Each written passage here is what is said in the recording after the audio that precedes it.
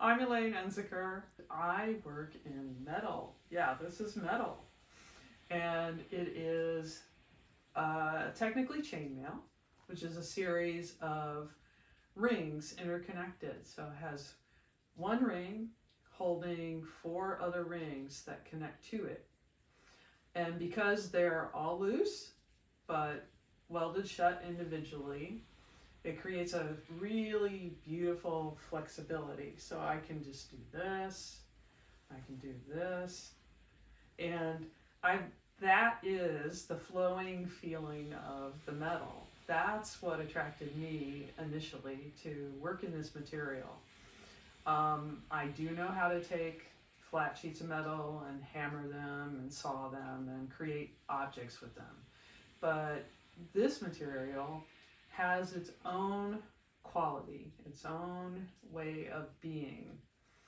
So when I construct something, I have to think about its weight and its movement, and particularly since these are pieces that are on the body, I also have to think about how does it look when it's on the body. It's not like I can create something and assume that it's going to be okay. It's going to be okay once I see that the design is working within and around. And so it's a detailed process that I enjoy working with. And I was prompted to learn about chainmail when in graduate school, when my professor Dennis French said, you need to learn some new techniques. So I signed up for a workshop in chainmail. And when I was constructing chainmail, one ring at a time, wrapping wire around a dowel rod, that whole thing, or a metal rod, sorry, and then sawing the rings, making individual rings, I discovered it was something that felt really natural to me. And that was something that kind of drew me in. And I still did other things besides it, but it kind of stuck with me. It's a material I really love. And it also makes my work very unique. So, but there is something that's really cool about it. The way I work, the material is stainless steel. It's not as heavy as you might think. So I can wear a big object like this. I can flow in it, I can move in it, and it's more like a blanket, like a heavy blanket. So it feels very grounding. I feel comfortable in it. And the metal is not harsh, it's soft.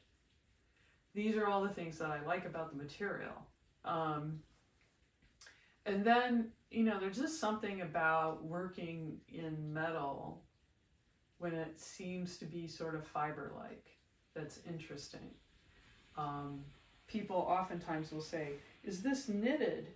And I'll say, no, it's not knitted, and it's not crocheted, because if it was, then the metal would be completely stiff. So it's the fluid quality that I'm most interested in. I started out as a jeweler. I still like working in the jewelry format because oftentimes my ideas for bigger pieces come through these smaller pieces. And the jewelry is something that's more intimate, it's something that's more close to a person, it's closer. So it can invite you in, it can have space for a different kind of conversation with a person or with somebody who sees it.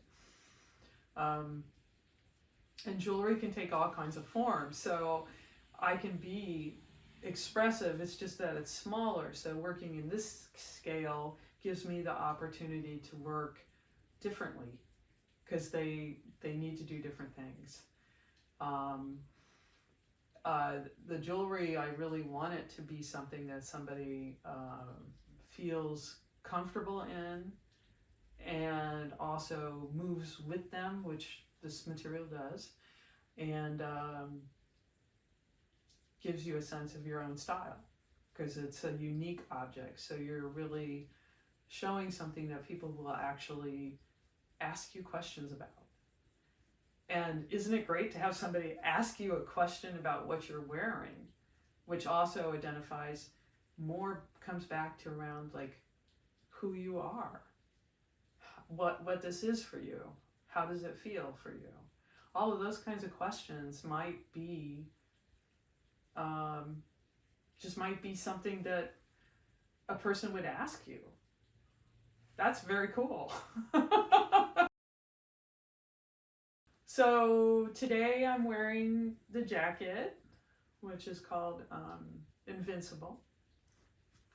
And I'm also wearing earrings. These are the long earrings with pearls. And this is just my favorite style. I like them because they're super lightweight and they make a statement. So that's my thing. I like this is the rolled necklace with pearls, which is really interesting because of this material. It lays, I want to say that it lays on your neck in a way where the weight is distributed evenly. So you're not feeling it at the back of the neck. It's just there. It's very comfortable to wear. So this is why this one is one of my favorites, the rolled necklace. And then this, which you might not be able to tell, is one of my gloves. And the gloves are great because they're adjustable. So I can open this up for somebody who has a bigger wrist, and I can close it again. So there's a number of different sizes here in this one piece. And of course, you know, they'll flop down a little bit. It's kind of like a bigger bracelet, and that's often how people think about my gloves. But imagine shaking hands with somebody while you're wearing this. They will remember who you are, or just grabbing a glass and drinking with it, which is really lovely. It's a beautiful piece to wear because it is really interesting, unusual, memorable. I have pieces that really would continue to live beyond you and to be passed down, and somebody would say, oh yeah, I remember her wearing that. That's a fun thing. And it can mean a lot to people. As an individual, it can mean a lot. So my objects are like that. So chainmail has this connotation about it because it was used in war, it was used under armor. It has a historical reference. So my work also has a historical reference. But here's the thing I really want everyone to know. I call it authentic metal lace. The reason I call it metal lace is because the way I'm creating with it gives it a more feminine, softer quality, and a quality that has its own mysterious feeling around it. And that feeling can be empowering. I've put pieces on people and they've had this sensation that they could then have the conversation that they've been avoiding with that person because it wasn't going to be an easy conversation. These pieces kind of have a sense of giving you the security to be able to move forward in a new way, to be able to move forward in a way that is okay for you. But sometimes maybe it's not even of what you're saying. Maybe it's even how you are, how you present yourself, how you feel inside. maybe that is the quality that you receive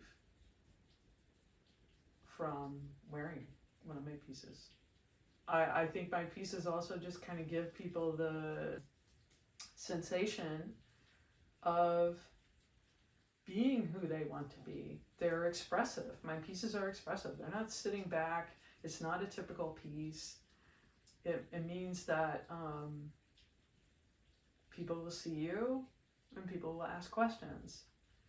So it's a very direct process. And they're a little flamboyant. Yippee! Yippee! We get to do that. You know, that's fun. That's what they can be theatrical. Maybe you need to be at an event where you have to talk to a lot of people and you need to be seen. It can help you do that. You know, I actually at times feel a kilter or not myself. And when that happens, I make sure that I leave the house with one of my pieces on, because it kind of brings me back to my authentic self, back to who I really feel I am. I'd encourage anybody to do that, to find whatever piece that is for them, whether it's my work or somebody else's or something else beyond that. Do what it takes to get that part of you that feels like strangely empowered, that feels authentic to you and you only, because we really are unique individuals looking for a place here. This piece is called Armored Dreams, and it has quite the story. People will ask, how long did it make? And I have to say about 5 years. Originally, this dress appeared in a dream, and the dress was supposed to have a big boof around the bottom of it. And in the dream, I just kind of went, my material doesn't boof out. My material like moves close to the body. So I just let it go. A year passed, and the same dream appeared. Same dress, but in each instance, it's a big party. I'm wearing this dress. I'm bumping into people because the boof's so big. And it's really a fun party, and nobody seems to mind that I'm hitting them with my dress. Is this really fun? But I have this dream the second time, and I'm like, oh, it doesn't do that. Another year passes, it shows up again in the dream. And, you know, when you run into something 3 times, or, you know, it's very obvious that it wants to speak to you. So this dress was speaking to me while I was sleeping. I experimented a lot with this dress, and I did actually create something that boofed out a lot. But I didn't like it with the top of the dress. The design didn't go together. It was like 2 completely different elements that didn't actually become one. So I took apart the bottom part again. And then this part happened. So it still has a boof, which is this metal rod. And this metal rod fits through the material. So it actually is creating this wave-like effect in the front. And it's a piece that will stay straight and continue to do this wavy effect on its own. The back of the dress won't do that, it'll flow more. And because I learned how to do a boof, I could do it at a later date. I can do a different dress that does that. When seeing this closer, you'll see this little element that is somewhat flower-like, and it has a calla lily quality to it that came about because my calla lilies were growing, and I saw the shape and I went, oh, that's the best shape for this element, because it couldn't just be a rod sticking through it. It had to have like a elegance to go throughout the dress, to relate to the top of it, to relate to the whole piece. And this piece shows two different patterns, or two different sizes of rings is what I'm trying to say, which actually relates and looks like two different patterns. And so we have the smaller ring and then the bigger ring. Sometimes I like to use that because it creates that effect. It's just a really neat thing to do. This, you'll see, has a little triangle cut out of the material, and this is just a really beautiful accent for the piece as well. When it's worn, really flows out with the person. I have a number of purses over here, and they're all a little different. This is the companion purse, actually, and a cell phone we fit inside. It's got this fun little connection between the big rings and the small ring. It's a nice one because it's just different. This one I love because of the angles. It's called Cara, and I love the little castings. That's what these are. That's what this one is too. They're castings from a catalpa pod off of the catalpa tree, and that pod is a really long kind of pod. I think people called them cigar-shaped pods, and it has this wonderful texture. And you know, obviously I like texture because the chainmail kind of has a texture, but then I like using these little organic elements because they have a texture, and it's nice having the organic quality with the metal kind of hard edge quality. I like the combinations of being different. And then these actually are little pouches. They do open up. This one is really interesting because this one and this one have bottoms. And this is a stainless steel plate on the bottom where the material was wrapped all the way around with rings. And then there would be an opening seam where I would stitch it back up and then weld all those rings where they're connected. Everything's welded. But I picked this one up because also it has, I'm going to see if I can do this, has an adjustable strap. So it can be long or short, so that's a really great bag. It's just called Victoria after my niece. I can't help it. It was kind of made after the Ojai fire. And it has the representation of the fire and the earth, the scorched earth, and then a little green over here for the new growth. We artists always like to create things from our experiences, and this is one where I really created from my experience. And then this one is just fun. It also has like the plate and this little stem, which is I would say this, it's so funny. It's the stem of a poppy pod. It's cast in bronze. And again, just finding a different little shape makes me happy. It's just like another element that I can use and create with. Here I have the rolled necklace with onyx beads on it, and they're faceted onyx, and I really like natural stones, so I'm going to use real metal and real stones and real objects most of the time. But this is gives you a different addition. I don't always have pearls. Occasionally I use other things. This is a one of a kind top. And it's really wonderful. It has this fold, which is pretty wonderful, and is very flattering on kind of a taller, thinner body. And then it's also really low in the back. So it's a very sexy piece in the back, really different.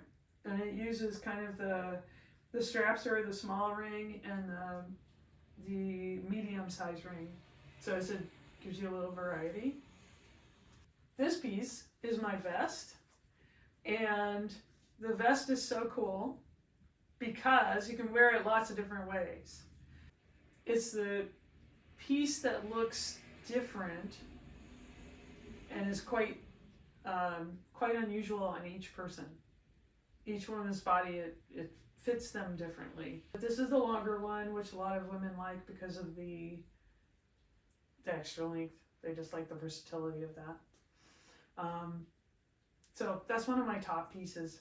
It really does well. And the reason it has a chain with a clasp on each end. You can hook it anywhere in the piece. I would guess that there are ways to wear it that I haven't talked about. And oftentimes people will tell me hey, you can do it like this. I just found this out. And that's really fun to hear. And this piece is kind of unusual. It's a smaller vest, which is also adjustable, so I can make it bigger or tighter. It's on the tight side right now. And then it just has these dangles, and the dangles just go down the side and the front, and they move with you, so you're gonna feel them as you move around, as you walk around, as you dance. They're gonna fly out a little bit, so you make sure you have space around you. But it's a super energetic piece to wear, and it just has a different feeling about it than most of the other wearable pieces. And this is my tank top, which I adore this piece. I wear it a lot. I find the tank top or the smaller, I think it's the camisole that I have too. I like both of those, and I like to wear them underneath the jacket that I have. This is a one-of-a-kind piece, and I'm using both stainless steel here and sterling.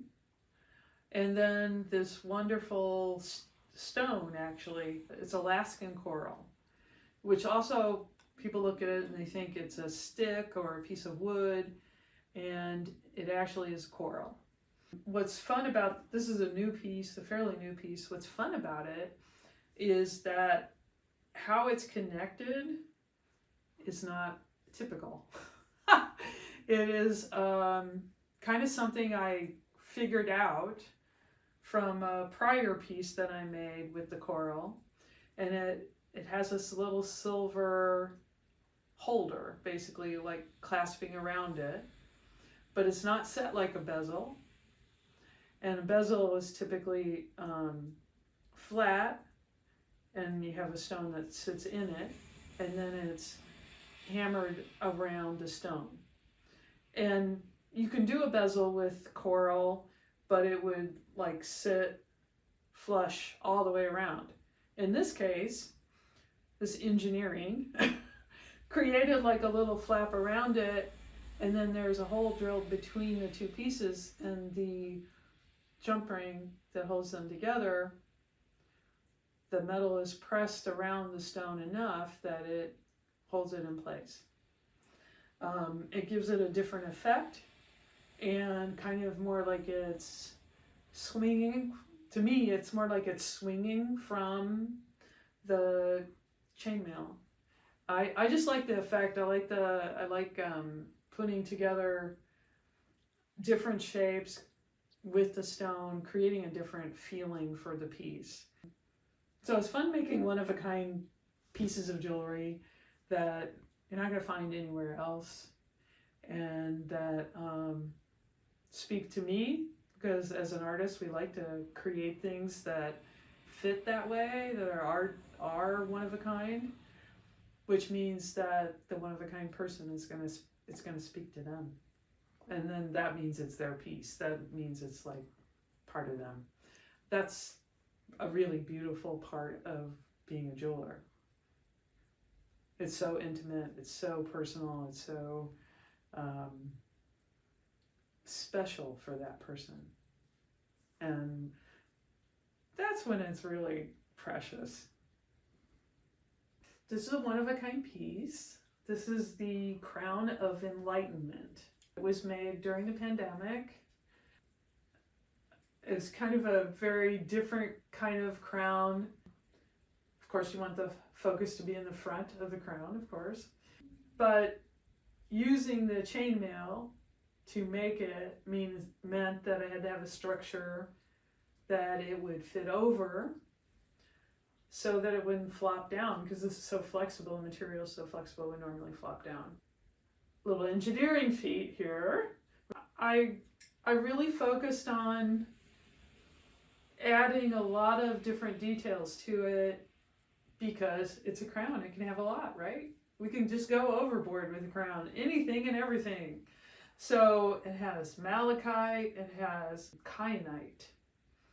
Then the little castings from the catalpa pod, little golden pearls. I like that it kind of float. When you wear this, it's going to jingle across the side of your head a little bit. I think this is onyx, and that's a fire agate. So yeah, a little bit different. It's fun to wear a crown. And why shouldn't we all crown ourselves when we feel like it? I mean, it gives you permission to be that glorious person that you are. And even if you didn't wear it, maybe seeing it gives you that feeling that I am glorious. I am that person, that individual that's powerful. Because we all are powerful. Sometimes it takes a little bit of a push or a movement into some other direction. But I hope that my work actually empowers people to feel that, to really own it, to really own how powerful each person is, to really be yourself. This is some of my earlier work. This is a wall sculpture. These are actually electroformed copper. And electroforming is a pretty unusual technique, but it's kind of like how they do babies' shoes, where they metal plate them. It's a form of building up layers and layers of plating. So this initially started as a wax, and then I put a electrical conductive paint on the wax, and then it's in a bath. I know this is way too complicated. It sits in a bath, and an electrode is turned on, electricity is turned on, an electrode is turned on. And the copper particles, there's also a copper plate in there, and those copper particles come off the copper and go onto the electrically conductive paint. So this is like layers and layers of tiny little copper particles. It looks heavy, it looks thick, but if I turned it to the side, you can see that it is a very thin sheet. It weighs hardly anything. But so this is one of my earlier pieces. It's kind of collage-like here because I have the copper, I have these hawthorns, and there's a metal plate in the center. This is part of a series called The Agony of Loss. And it was just a really difficult time for me. I was going through a divorce. So, you know, as again, everybody puts their energy into their art. It's sort of my way of working through the emotions. I mean, that's how they come through. It's a powerful piece. And it's something that's kind of just a marker of that time. So I have pieces like this. I have pieces of jewelry that I made where I've done all the chainmail one ring at a time and put them together, including making all the rings, including all of this, you know, just all of that, which is really, really time consuming. But I was much younger. I was much younger, and I think you just go through processes where you find things out of what works and what doesn't work, and you need to explore more because you're kind of learning what the fabric and the material can do for you, and how does it feel in your hands, and how does it form. It's kind of necessary to have like a long span of time in some ways to get to the point where you can create like a big dress. I mean, all of the techniques and information I used to make jewelry actually went into the construction of one of my dresses, because those dresses are actually made sometimes using jewelry techniques. That's why they're involved. That's why they take the time that they do. They're not going to be a fast piece. Making a bigger piece is always a bit of a challenge, and it's more interesting for me, and I kind of like working in the two different scales. The jewelry can be faster, I can see the result quicker. The bigger pieces are like sitting somewhere in their stage, in their morphosis, kind of, and they're not going to be finished that fast. And that's just like a lot of things we do in life. Some things are fast, some things are slow. It's a building, and we're building to do different things all the time. Every day something new is happening, something is being created, something is forming. That's my process. My body is in with my art, the whole thing, the whole picture, all of it. They're not separate to me. My art is a part of who I am.